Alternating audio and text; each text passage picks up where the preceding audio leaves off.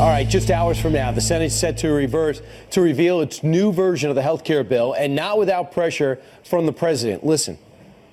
I'm sitting waiting for that bill to come to my desk. I hope that they do it. They've been promising it for years. They've been promising it ever since Obamacare, which has failed. It's a failed experiment. It is totally gone. It's out of business. And we have to get this done. Repeal and replace. But our next guest warns this new bill does nothing to repeal Obamacare. Here to explain, GOP Kentucky Senator Rand Paul. Senator, are you encouraged at all about any changes over the break as we get set to all find out the details of this plan?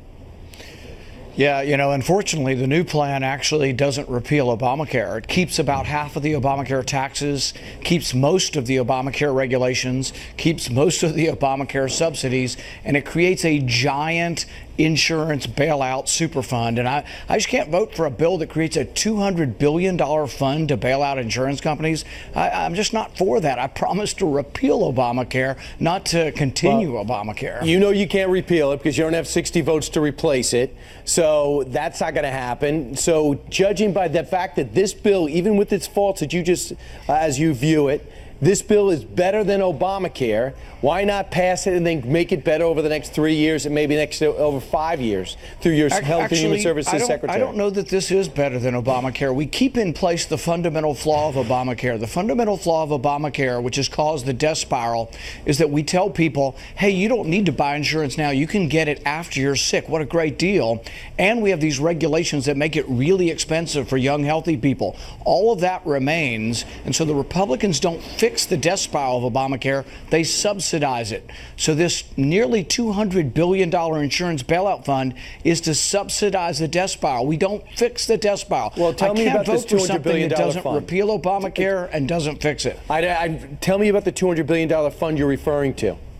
There's something called an insurance stabilization fund, and to my mind, it's a bailout of the insurance companies. The insurance companies make $15 billion a year. They've got their hands all over this bill. They've written everything in the bill is to benefit insurance companies. What kind of business is it to be in a business where everybody has to buy insurance and then it's subsidized?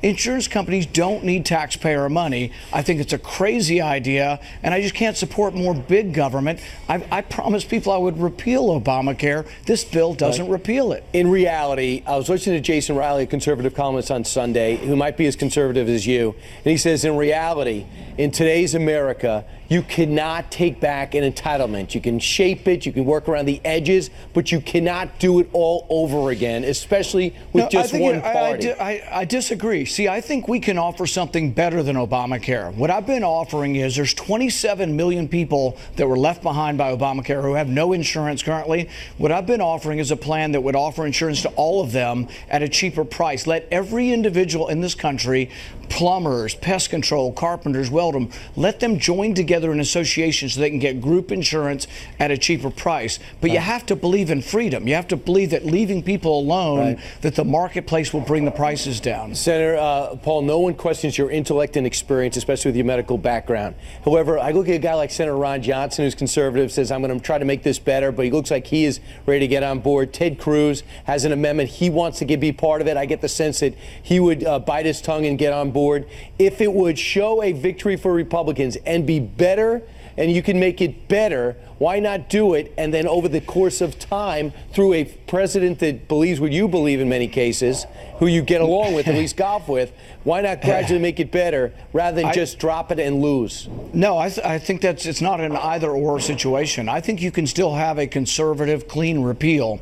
I think if this bill fails, which I think there's still a chance that it will fail, that our backup plan should be divide the bills in two. Let's have a clean repeal, what we promised the American people, clean repeal of Obamacare, and if the big government Republicans want to spend a lot of money, they can work with Democrats on a separate bill that spends money. But you can't have conservatives like myself voting for something but that is real quick, big government. We're up against the break, but real quick, These people believe what you believe. They're concerned, but they also don't know they can't get 60 votes. So they got to do this in a way that gets them a simple majority. It's a simple majority. It's a simple majority. 52 Republicans, every one of them promised to repeal Obamacare. Why don't we put forward the bill we voted on a year ago? We voted on a clean repeal a year ago, and every Republican, save one, voted for it. Why don't we do that again? I understand what you're saying, but that year or so with absolutely no plan could destroy a party. No, it's just lack of resolve, and it's lack of commitment, and people forgetting they promised the American voter they would repeal it. Always great to have you. Thank you, Senator. Thanks, bro. Coming up next, she was a mother of 3 beautiful children.